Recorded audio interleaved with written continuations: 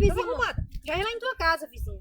Lá em casa? Sim, mulher, porque amanhã eu vou a um evento ali, convidaram para um evento. Hoje, mulher, aí, mulher, eu ia saber da tua opinião. Porque tu sabe, quando tu vai pra festa, tu vai toda arrumada, toda chique, né?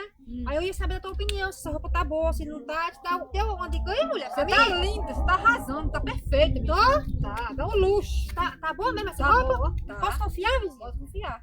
Tá tudo certo, tudo ok? Tá tudo certo, pode ir com você mesmo. Tá bom, tu não acha ruim, né, que tu vai chegando, eu vou saindo? Não, mas depois eu vim aqui. É, Vou né? lá em casa. Pois tá bom, Pode eu ir, não vai acho- pra sua viagem. Não acho ruim não, Vai viu? se divertir, vá. Tá bom. Acho não. Tá bom, Pode ir, pois vá. tchau, viu, vizinho? Tchau. Vou embora também. Tá bom.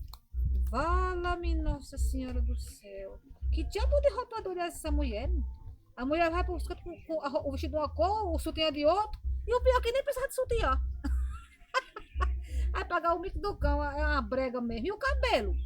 Minha Nossa Senhora, essa mulher toda cheia de acessório para usar a corra de dia. É uma brega mesmo, eu não sei não.